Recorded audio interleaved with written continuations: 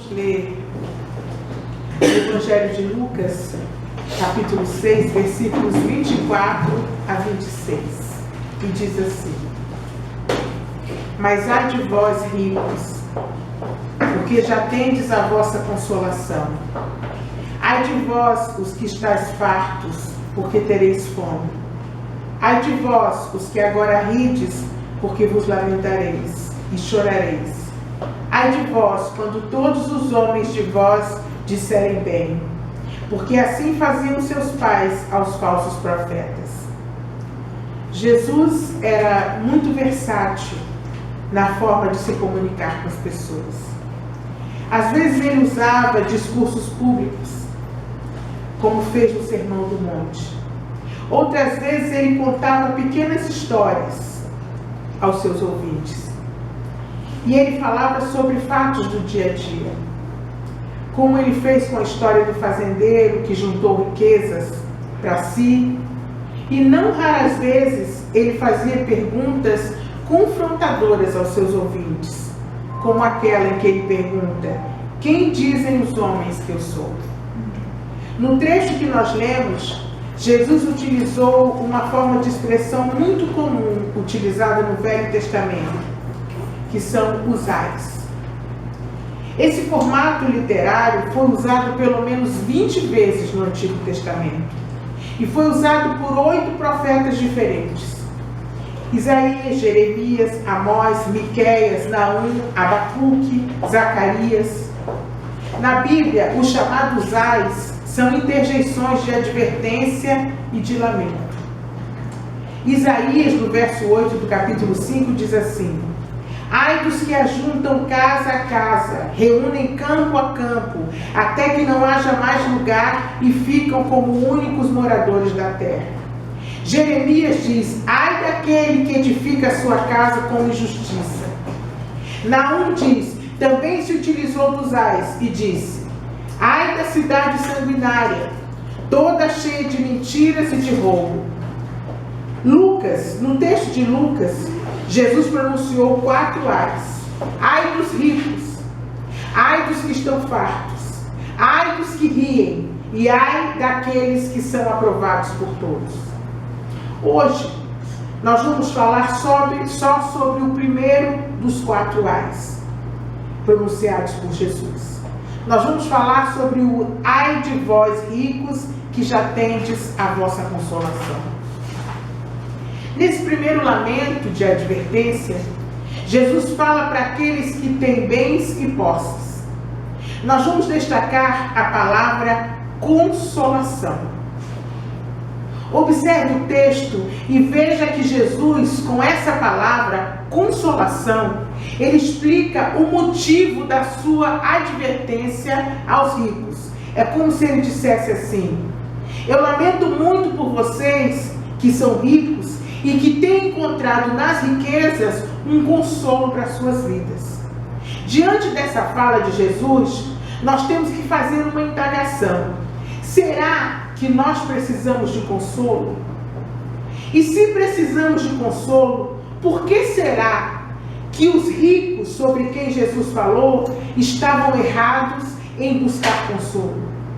Na verdade, parece estranho falar de buscar consolo nos dias atuais, porque muitos pregadores de igrejas ditas evangélicas, que são chamados profetas de sucesso, estão nos programas de TV anunciando que os crentes fiéis não sofrem, não adoecem, não ficam tristes, não perdem emprego, até porque muitos dizem que crentes fiéis são todos patrões, não passam por qualquer outra dificuldade. Basta que eles chamem o seu Deus garçom e o seu Deus garçom vem atender a todos os seus pedidos. No entanto, se nós passarmos as vistas pela Bíblia, no Velho e no Novo Testamento, nós vamos ver homens e mulheres de fé que passaram por muitos problemas. E como se não bastasse, o próprio Jesus Cristo disse: no mundo tereis aflições, mas tende bom ânimo, eu venci o mundo. Amém. Se eu e você, por um breve momento, paramos para observar os fatos da vida, nós vamos ver que, na verdade, nós somos submetidos a vários tipos de sofrimentos. E são tantas as dificuldades que nós enfrentamos, que, na verdade, nós precisamos sim ser consolados. E aqueles que acham que não precisam de consolo, que se fazem ou se acham durões e fortes, muitas vezes são os que mais precisam ser consolados. Quando alguém perde um emprego, precisa de consolo. Quem já passou pela terrível situação de estar desempregado, precisando sustentar a família, sabe como essa situação é extremamente difícil e danosa à autoestima de qualquer um.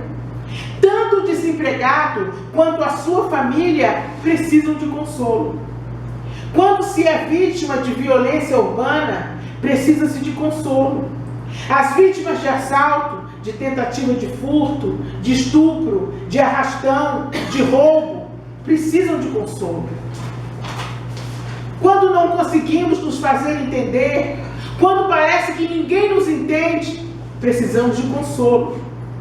Sabe aquelas situações em que um fala uma língua, a outra pessoa fala outra língua totalmente diferente?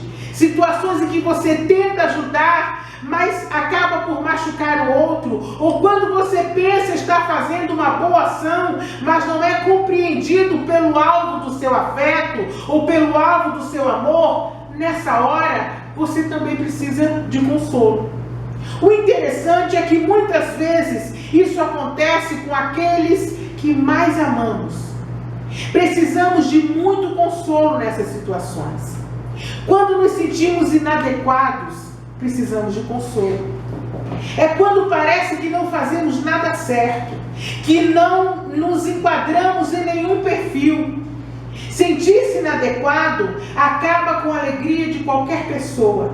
Às vezes nos sentimos inadequados dentro da nossa própria família. Parece que todos os outros se encontram, menos nós mesmos.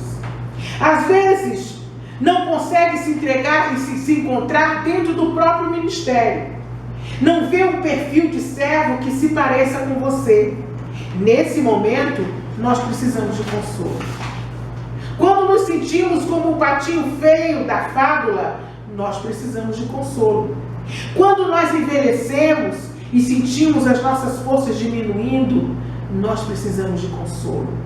Quando alguns acontecimentos fazem com que enxerguemos as nossas limitações e a vida às vezes perca o sentido, nós precisamos de consolo.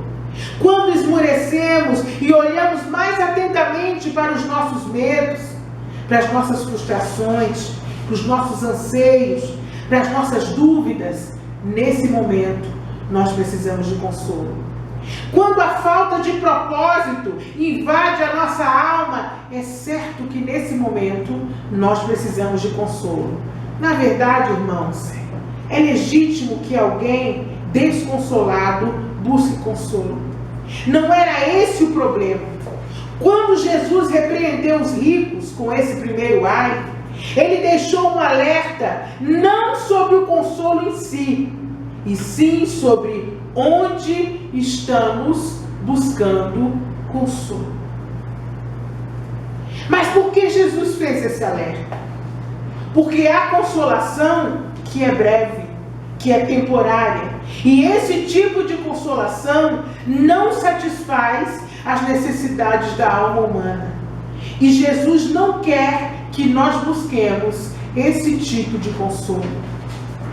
Assim, a minha segunda indagação é: onde você tem buscado consolo para enfrentar as dificuldades da sua vida? Naquilo que você possui, você pode pensar: Jesus falou apenas para os ricos, não foi para mim. Mas isso não é verdade. Nossa sociedade consumista criou uma lei que se encontra em vigor. Ela está vigente em quase todo mundo. A identidade das pessoas encontra-se naquilo que elas possuem. E sob a égide dessa lei, que a grande maioria das pessoas vive. desejando possuir algum bem que lhe tornará especial, segundo o seu pensamento, e trará consolo para a sua alma. É assim que as pessoas pensam. Ah, se eu tivesse isso, eu seria mais feliz.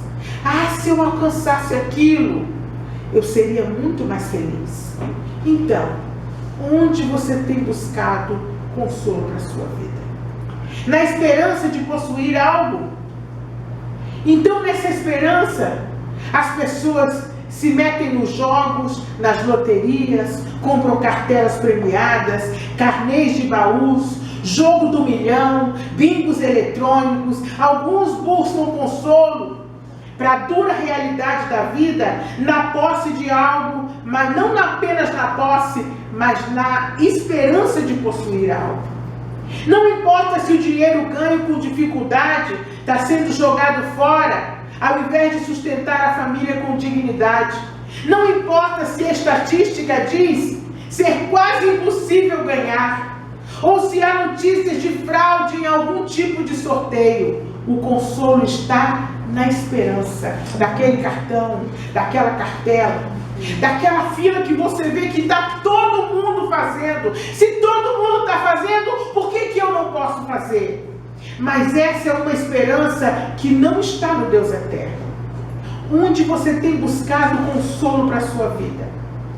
No seu filho ou na sua filha? Muitos pais e mães buscam consolo na possibilidade de serem redimidos por seus filhos. Sonhos frustrados serão realizados por seus filhos. Desejos não alcançados serão usufruídos por eles, mesmo que eles não queiram. E para viabilizar tudo isso, os pais se tornam controladores de seus filhos, não permitindo que vivam as suas próprias vidas. Onde você tem buscado consolo para a sua vida? Nas drogas ilícitas? As autoridades dizem que muitas cidades litorâneas brasileiras fazem parte de várias rotas de tráfico de drogas. Maconha, cocaína, anfetaminas, êxtase, por causa da proximidade dos mercados consumidores da Europa, dos Estados Unidos, da Ásia. Pode ser que tudo isso facilite o tráfico. Mas o que deveria nos incomodar é que principalmente os nossos jovens que vivem nessas cidades têm buscado consolo para suas angústias nas drogas e têm afundado nelas. Nas drogas lícitas é que você tem buscado consolo para a sua vida? Álcool, fumo, tranquilizantes, analgésicos, qualquer outro tipo de vício. Também pode se tornar fonte temporária de consolo. As drogas permitidas pela sociedade não são menos danosas do que as outras, porque elas reduzem momentaneamente a nossa necessidade de confiar no Senhor e constituem uma fonte de consolo passageiro e ineficaz. Onde você tem buscado consolo para a sua vida? Quando a vida fica difícil, quando os problemas parecem intransponíveis e ficamos com medo do presente e com pânico do futuro, onde buscamos consolo? Onde aquietamos o nosso coração? No álcool que entorpece ou no entorpecente legal que tranquiliza? No sono da fuga? Queridos irmãos, queridas irmãs, quando o sono torna-se mais que um restaurador de energias, quando nós dormimos para ver se as coisas estarão melhores ou diferentes ao acordarmos, nós temos que ter muito cuidado, porque pode ser que o sono tenha se tornado o consolo das nossas vidas.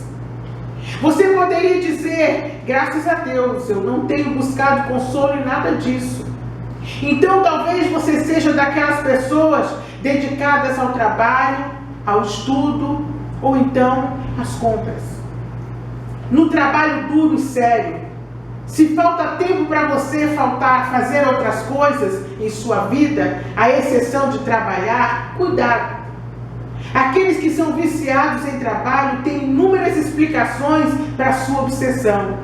é o orçamento que não dá mais, é a oportunidade de ascensão que não pode ser perdida, é uma chance de realização pessoal. Não há nada de errado em trabalhar duro e de forma honesta, muito pelo contrário, mas é preciso estar alerta, porque a atividade incessante jamais será um consolo eficaz para a sua alma. Será que também é nos estudos intensos e sem fim? É fundamental e é necessário que nós estudemos. Mas quando a busca pelo conhecimento torna-se um fim em si mesmo, você precisa saber que está lidando com um Deus que exigirá cada vez mais dedicação, e igualmente o conhecimento jamais poderá tornar-se um consolo eficaz para a sua alma. Há pessoas que trocaram o cônjuge por um doutorado, os netos por um mestrado, a convivência familiar e a comunhão com os irmãos e a igreja por um curso de especialização. Onde você busca consolo para a sua vida?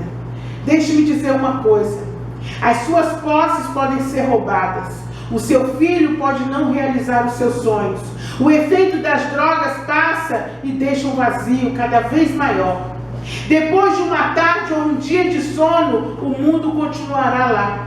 Depois de 12 ou 18 horas de trabalho, seus medos e ansiedades ainda estarão esperando por você. Um dia você terá dificuldade de lembrar-se do que estudou com tanto afinco. Onde então podemos encontrar consolo que nos torna plenos e felizes? Vamos olhar em nossas Bíblias o que está escrito lá em 2 Coríntios 1, 3 e 4.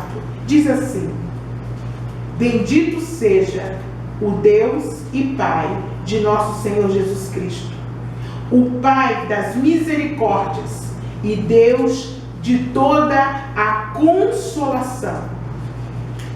2 Coríntios 1, 4. Que nos consola em toda a nossa tribulação, para que também possamos consolar os que estiverem em alguma tribulação, pela consolação com que nós mesmos somos consolados por Deus. No meio das tribulações da vida, o consolo eficaz vem do Senhor, o Deus de toda a consolação. É Ele quem pode encher o nosso coração de paz. É isso que a palavra de Deus nos afirma. O desafio para nós crentes do século 21 é confiar no que diz a palavra do Deus eterno. O desafio é confiar que o Senhor deseja nos consolar com a sua presença, que Ele tem pensamentos de paz sobre nós. O desafio é, a despeito das circunstâncias ou apesar das circunstâncias, descansar na soberania do nosso Deus. Ele mesmo é a nossa consolação eterna. E a terceira pergunta é: como somos consolados pelo Senhor? E há 3 formas pelas quais o Senhor nos consola. A primeira é pelas Escrituras, Romanos 15, 4. Porquanto tudo que dantes foi escrito para nosso ensino, foi escrito para que pela constância e pela consolação proveniente das Escrituras tenhamos esperança. Leia sua Bíblia. Procure conhecer melhor esse Deus a quem você serve. Descubra do que o Senhor gosta e também daquilo que Ele não gosta. Veja nas Escrituras como Ele lida com os seus filhos. Quando confiamos naquilo que a palavra afirma sobre o caráter de Deus, nesse momento nós somos consolados por Ele. Nós também somos consolados pelo ensino e pela exposição da palavra. Mas o que profetiza fala aos homens para edificação, exortação e consolação. 1 Coríntios 14, 3. Assuma uma atitude ensinável. Esteja aberto para ouvir e ser consolado por aqueles aos quais o Senhor incumbiu com a missão de ensinar a palavra. Quando permitimos que o ensino da palavra toque nossas vidas e não apenas nossas mentes, nós somos consolados por Deus. nós também somos consolados pelo testemunho e pelo amor dos irmãos.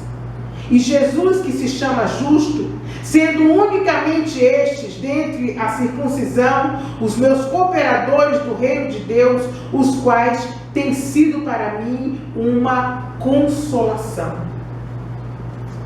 Esteja atento ao testemunho de homens e mulheres que andam perto do Senhor.